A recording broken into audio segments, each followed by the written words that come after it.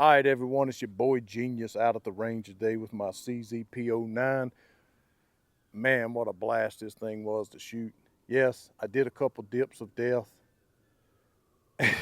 because I was trying to count the rounds. And so as I was trying to count, I was probably shooting just a little too fast and my brain could keep up. And so I thought it was done and I did a little dip of death and realized I had a couple more to shoot.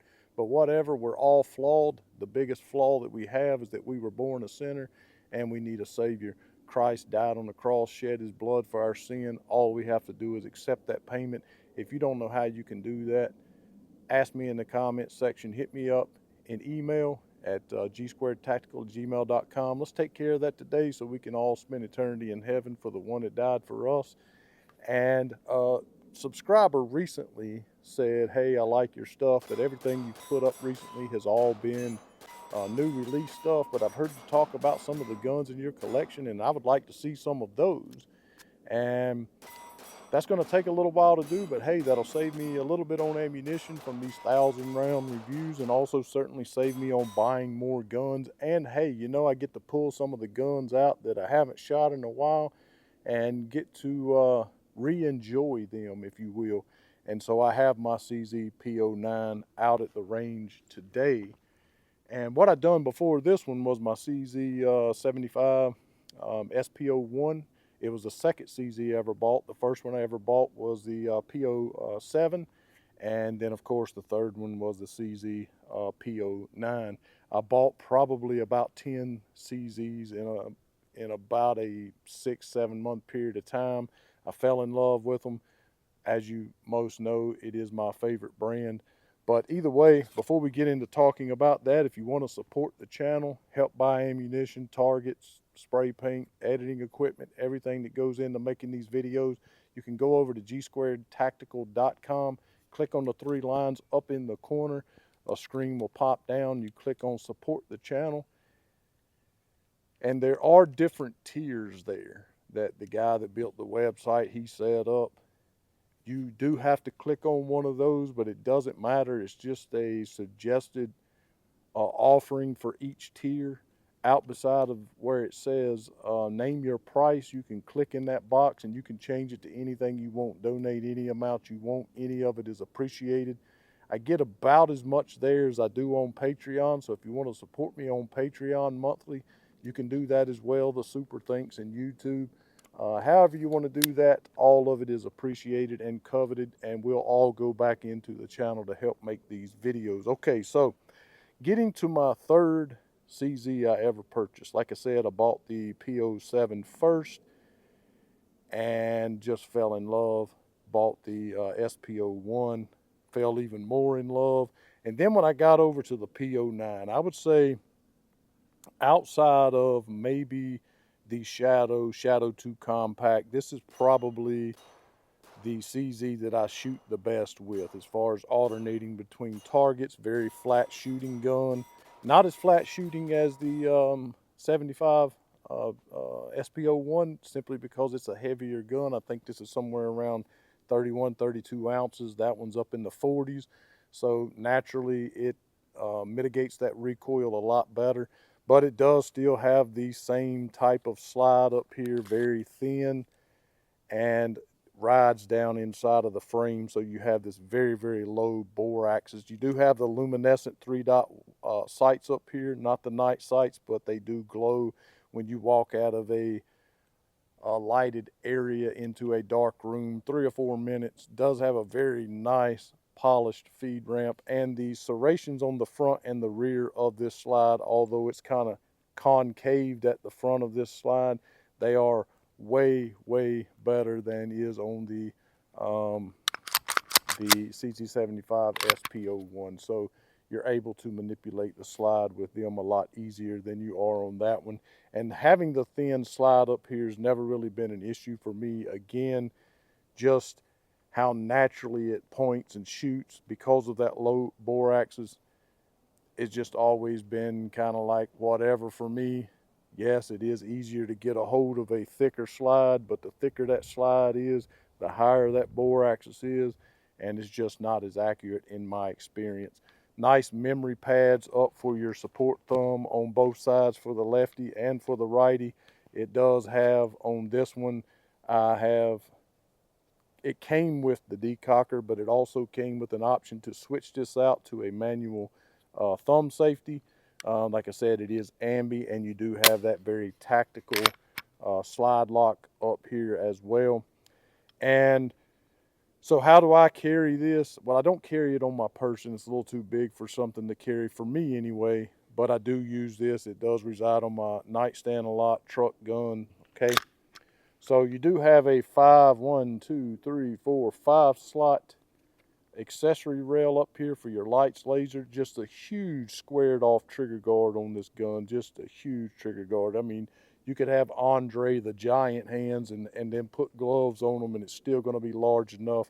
Serrated across the front here, and a very tactical type mag release that you can easily manipulate without changing your grip. Does have nice checkering on the front strap and on the rear with changeable back straps and a lanyard loop down at the bottom. I think it comes with 3 back strap options. I could be wrong about that. I don't have the box with me. It's tucked away somewhere. Nice texturing on the sides. It's not overdone. I don't like a very aggressive texturing myself. Certainly don't like sandpaper texturing. Nice texturing on the side of this. It does have a plastic guide rod, which sometimes, you know, you hear me complain a little bit about, but this gun to date has about 3,500 rounds through it, give or take a few, and it's never been an issue. Still shoots as beautifully today as it did the day that I purchased this gun. So what else to talk about? Comes with 2 19-round magazines. It is branded with CZ. I'm not sure if Metgar makes these magazines for them. Maybe, maybe not. I'm not really sure. Being hammer fired, the reset is not super short, but it is super tactile, very audible. Very audible. Pushes back, shoves back on your finger even, so you know while you're shooting that it reset. It is a very predictable break, okay, on the double action. So it's a very nice double action trigger in my opinion. Very nice tactile reset, although it's not super short. But the trigger, I'm not a trigger snob, don't have any beef with that. Very nicely undercut here at the back of the trigger guard. Feels super nice in the hand. Again, very 1911-ish with this deep beaver tail skeletonized hammer on here. So I'm just going to shoot this last magazine. What I'll do here is I will, let's put one in the chamber, manually drop the hammer here, and I'll pull the first one from a single action. Like I said, I could have decocked it, but I'll tell you a little story about that after this. So let me pull it from a double action here.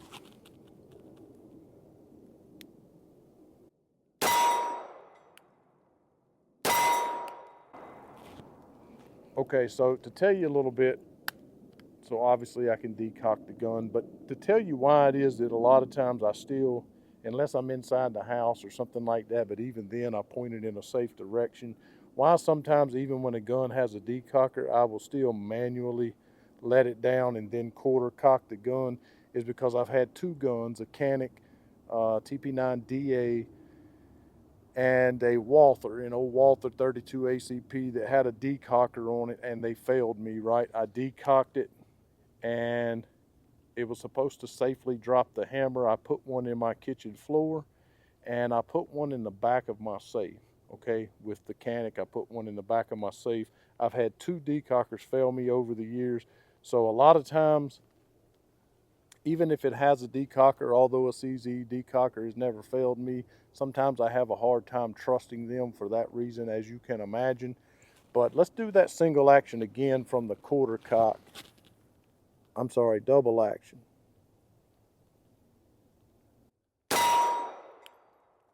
So a lot of times when I pull a double action trigger, that first time I done it, the hammer was fully forward. I did not give it a quarter cock, so it made it feel a little bit different. It didn't sneak up on me, but it you know, it recoiled a little more than I wanted it to, right? Now that it's at a decocked or quarter cocked hammer, let's look at, so it don't, like I say, it don't sneak up on you. It's a very predictable break on the double action trigger. So now pulling from a single action,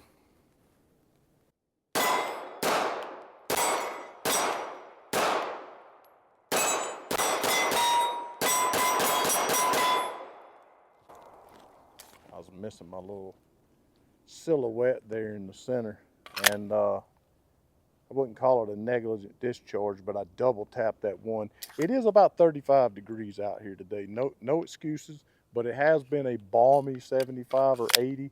But either way, I freaking love this gun.